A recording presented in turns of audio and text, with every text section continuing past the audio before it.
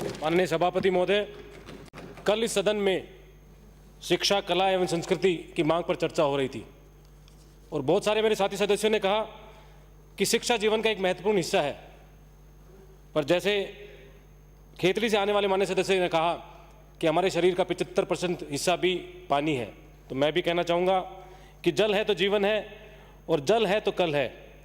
आपने मांग संख्या 27 पेयजल योजना पर मुझे बोलने का मौका दिया, मैं आपका धन्यवाद देता हूँ। जलदाय विभाग की पेयजल की मांग पर चर्चा करना तब गौण हो जाता है जब इस सदन के अंदर माननीय मुख्यमंत्री जी के द्वारा की गई घोषणाएं भी पूरी नहीं होती है। मैं जिक्र करना चाहूँगा, पिछले वर्ष माननीय मुख्यमंत्री जी ने 10 ट्यूबवेल और 40 हैंडपंप की घोषणा करी और उससे पिछले वर्ष 10 सोलर पंप की घोषणा करी। माननीय सभापति महोदय, अगर बात करूं मेरे विधानसभा क्षेत्र की, तो 10 ट्यूबवेल तो कहीं भी दिखाई नहीं देते हैं, धरातल पर कहीं भी दिखाई नहीं दे रहे हैं, और बात करूं हैंडपंप और सोलर पंप की, तो वो कार्य भी पूरे नहीं हुए।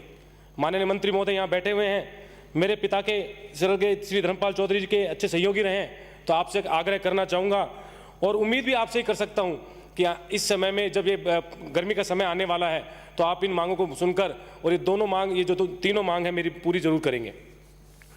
माननीय सभापति महोदय, राजस्थान का अधिकतर हिस्से में घर घर तक पानी नहीं पहुंचता है, जिसकी वजह से महिलाओं को दूर दूर तक पानी लाने के लिए जाना पड़ता है।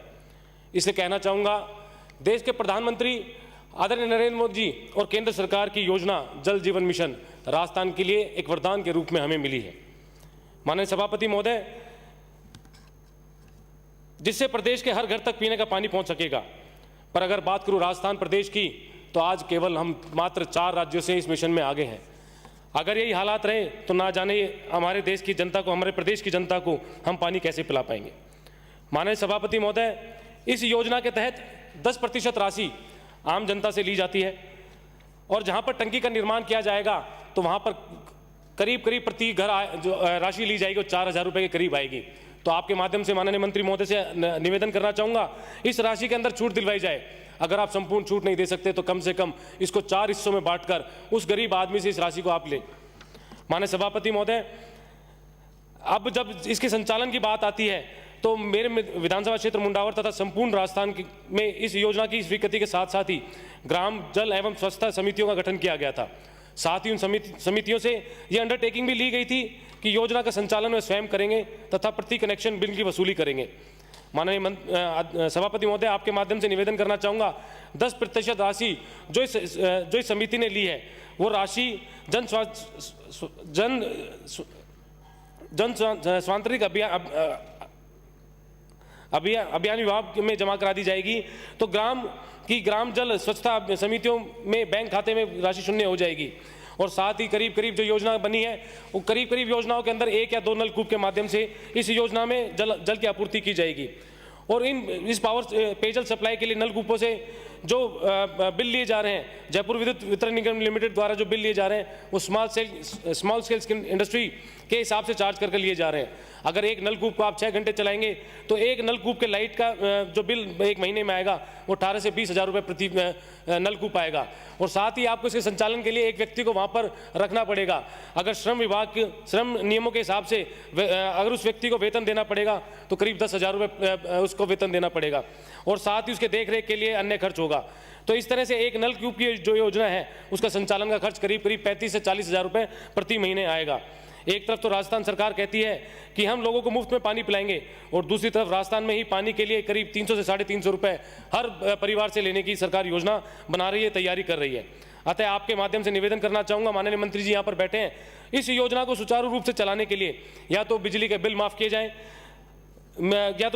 माफ़ किए जाएँ या सरकार हर महीने ग्राम जल एवं स्वच्छता समिति को कुछ राशि सहायता के रूप में दे, जिससे ये आने वाले समय के अंदर ये योजना धरातल पर अच्छे तरीके से काम कर सके। माननीय सभापति महोदय, जल जीवन मिशन का लक्ष्य हर घर तक केवल पीने का पानी पहुंचाना नहीं, बल्कि गुणवत्ता का पीने का पानी उस व्यक्ति को उपलब्ध हो, उपलब्ध करवाना है। इसको देखते हुए राजस्थान सरकार ने आने वाले वर्ष में 102 ब्लॉक के ऊपर NABL प्रयोगशालाएं स्थापित करने जा रही है। मैं माननीय मंत्री जी से पूछना चाहूँगा, क्या ये प्रयोगशालाएं मेरे विधानसभा क्षेत्र मुंडावर के ब्लॉक मुंडावर में नीमराना में लग रही हैं? अगर नहीं लग रही तो आपसे आग्रह करना चाहूँगा, NABL जो लैब आप स्थापित करने जा रहे हैं मेरे विधानसभा क्षेत्र के दोनों ब्लॉक पर आप स्थापित करें, जिससे आने वाले समय में मेरे विधानसभा क्षेत्र के लोगों को पीने का पानी आराम से उपलब्ध हो सके। माननीय सभापति महोदय, आपका ध्यान एक और बात पर आकर्षित करना चाहूँगा। दिनांक 24 फरवरी 2021 को बजट घोषणा के समय माननीय मुख्यमंत्री जी ने बिंदु संख्या 178 पर इसरदा बांध की बात कही थी, जिसमें अलवर जिले के पंचायत समिति उमरैन, रैणी, बानसूर, थानागाजी, राजगढ़, लक्ष्मणगढ़ और कठुमर के 4 कस्बे तथा 161 गांवों की बात उन्होंने कही थी। इस योजना को विस्तृत उपलब्ध कराने के लिए विस्तृत परियोजना रिपोर्ट बनाने की घोषणा की गई थी। इसी क्रम में मैं आपसे निवेदन करना चाहूँगा, मेरे विधानसभा क्षेत्र मुंडावर के अंतर्गत आने वाली पंचायत समिति मुंडावर के 146 तथा नीमराना के 36 ग्राम आते हैं आप, और 2-3 बड़े कस्बे मुंडावर, शाहजहाँपुर और नीमराना आते हैं, जिसमें 2 बड़े कस्बे तो औद्योगिक क्षेत्र है नीमराना और शाहजहाँपुर, जहाँ पे 25,000 से अधिक की आबादी तो बाहर अन्य राज्यों से आई हुई है। तो और वहाँ पर पेयजल है, भूजल है, उसकी स्थिति आज भयावह बनी हुई है। तो आपके माध्यम से सरकार से निवेदन करना चाहूँगा, माननीय मंत्री जी से निवेदन करना चाहूँगा कि अलवर जिले के लिए अलवर शहर, राजगढ़, रैनी, कठुमर जो सबसे ज़्यादा पेयजल की समस्या है, उसके बाद मेरा विधानसभा क्षेत्र मुंडावर के कस्बे, ये दोनों पंचायत समितियाँ आती हैं। और इस योजना में जो बानसूर विधानसभा क्षेत्र है वो मेरे मुंडावर से लगता हुआ है। अतः आपके माध्यम से मंत्री जी से निवेदन करना चाहूँगा, इस परियोजना की इसरदा परियोजना की DPR जिसका बनने का कार्य चल रहा है, इस योजना में मेरे विधानसभा क्षेत्र मुंडावर के 182 गांवों को जोड़ने का कष्ट करें, जिससे दीर्घकालिक समाधान, पेयजल के पानी का दीर्घकालिक समाधान हो सके। माननीय सभापति महोदय, आज भूजल की स्थिति हम सबके सामने है, और बात करूं राजस्थान की तो 295 में से 203 ब्लॉक ऐसे हैं जहां पे स्थिति भयावह बनी हुई है। और बात करूं मेरे क्षेत्र मुंडावर की और नीमराना की, तो नीमराना और शाहजहाँपुर औद्योगिक क्षेत्र होने के कारण वहां पर भूजल का दोहन अत्यधिक है, क्योंकि सरकार से ज़्यादा दोहन तो वहाँ की फैक्ट्रियाँ करती हैं। अगर बात करूँ नीमराना की, तो वहाँ पर मेन हाईवे के ऊपर किंगफिशर बियर की फैक्ट्री लगी हुई है। अगर माननीय मंत्री जी वहाँ पर जांच करवाएं तो उस फैक्ट्री के अंदर आपको अनेकों बोर बिना स्वीकृति के वहाँ पर मिलेंगे। तो माननीय मंत्री, आपके माध्यम से माननीय मंत्री जी से निवेदन करना चाहूँगा, ऐसी फैक्ट्रियाँ जो भूजल का अत्यधिक दोहन करती हैं उनको तत्काल प्रभाव से बंद किया जाए, जिससे आने वाले समय में वहाँ के जो आसपास के जो गरीब लोग हैं, आसपास की जनता है, उनको पीने का पानी आराम से उपलब्ध हो पाए।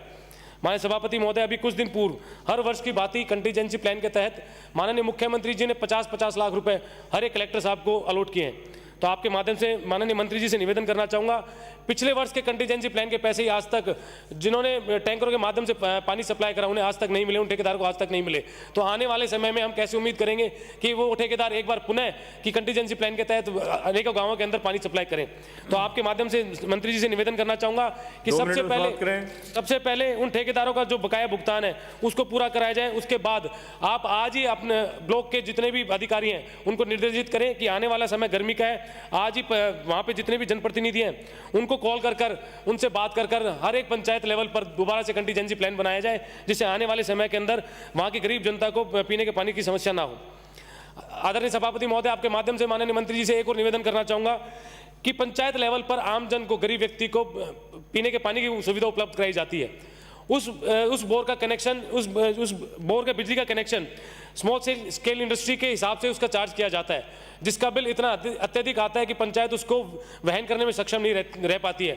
जितना पैसा उसको सरकार के माध्यम से मिलता है वहाँ पर विकास करने के लिए, वो करीब पैसा उस बिल के अंदर चला जाता है। तो आपके माध्यम से मंत्री जी से निवेदन करना चाहूँगा, सरकार की बिजली है, सरकार का ही पैसा है, तो पंचायतों पे जो बोरिंग लगे हुए हैं कम से कम उनको कृषि के रेट पर आप वापस करवा दीजिए, जिससे पंचायत उनको आराम से उनका बिल भर सके और लोगों को वहाँ पर पीने की पानी की समस्या ना हो सके।